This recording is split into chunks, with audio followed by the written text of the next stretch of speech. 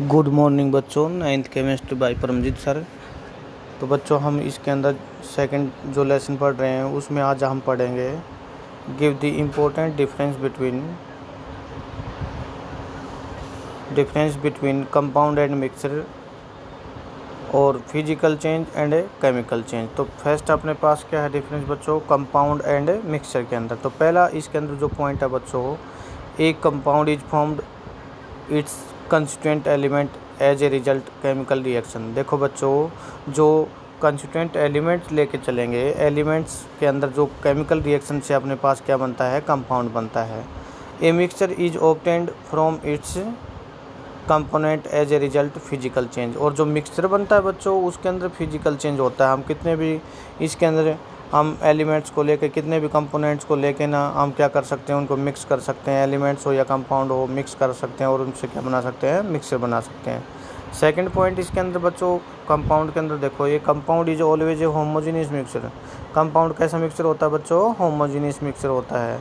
और जबकि मिक्सचर है वो होमोजीनियस भी हो सकता है और क्या हो सकता है, हेट्रोजीनियस भी हो सकता है। इन कंपाउंड, थर्ड पॉइंट देखो बच्चों, in a compound element are present in a fix ratio by the weight. Compound के अंदर जो एलिमेंट प्रजेंट होता है उसकी जो रेशियो है वेट का, वो क्या होता है बच्चों, फिक्स होता है। और जबकि हम मिक्सचर के अंदर कोई भी रेशियो के अंदर हम क्या कर सकते हैं, कंपोनेंट को ऐड कर सकते हैं। फोर्थ पॉइंट इसके अंदर देखो बच्चों, the component of the compound can not be separate by the physical method, can be separated by the chemical method only. तो देखो बच्चों, जो अपने पास कंपाउंड जब बन जाता है तो उसको हम फिजिकल मेथड से सेपरेट नहीं कर सकते हैं, केवल उसको हम केमिकल मेथड से क्या कर सकते हैं, सेपरेट कर सकते हैं। इसके अंदर देखो बच्चों पांचवा पॉइंट अपने पास, the property of mixture lie between the those of the its component. तो जो प्रॉपर्टी हैं बच्चों ये मिक्सचर की, ये लाई करेंगी कि भाई अपने पास कंपोनेंट कैसा है, तो उसके अकॉर्डिंग। क्वेश्चन नंबर 6 जो अपने पास है, the formation of the compound from its element is accomplished by the energy change. तो देखो बच्चों, जब कंपाउंड जब इसके अंदर बनेगा, जब कंपाउंड बनता है तो उसके अंदर क्या होता है, एनर्जी भी क्या होती है, चेंज होगी।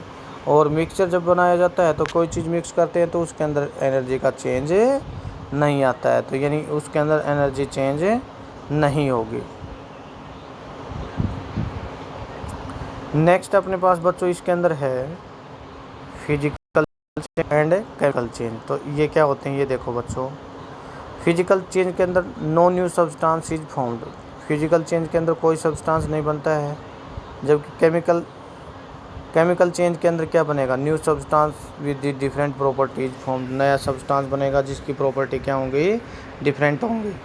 Original state of substance can be easily brought back. तो इसके अंदर जो ओरिजिनल जो पोजीशन होती है, जो चीज़ बनती है, जैसे ओरिजिनल होती है अपने पास सब्सटेंस होता है, उसको हम क्या कर सकते हैं, बैक कर सकते हैं। जैसे फ्रीजिंग ऑफ वाटर, पानी क्या हो सकता है, जैसे फ्रीज किया जाता है।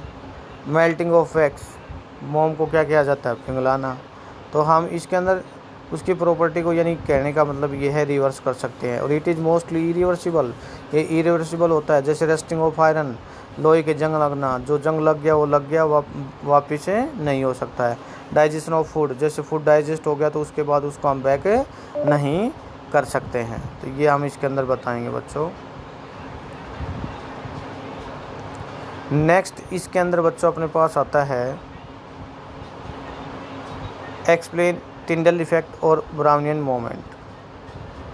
तो ये इसके अंदर हम बच्चों पढ़ेंगे।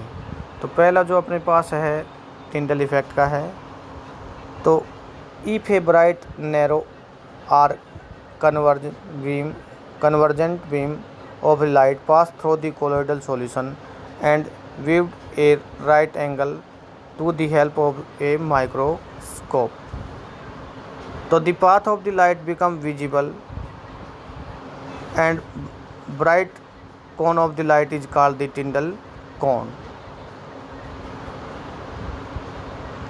Tyndall cone is produced. So luminosity of the path of a beam of light in a colloidal solution is called the Tyndall effect. देखो बच्चों इसके अंदर क्या होता है, जैसे बीम ऑफ लाइट आती है बच्चों, देखो ये अपने पास बीम ऑफ लाइट होगी, ये कोलोइडल सॉल्यूशन है। कोलोइडल सॉल्यूशन अपने पास ये बीच का होता है, एक तो ट्रू सॉल्यूशन यानी प्योर जो सॉल्यूशन होता है वो होता है जिसके पार्टिकल का साइज़ बहुत ही छोटा होता है, और ये जो हम लेंगे ये बीच का हो जाएगा। और जो सस्पेंशन होता है उसमें पार्टिकल का साइज़ बहुत ही बड़ा होता है, यानी 1 नैनोमीटर से 100 नैनोमीटर के लगभग इसके अंदर हम लेते हैं कोलोइडल पार्टिकल के अंदर, यानी कोलोइडल सॉल्यूशन के अंदर।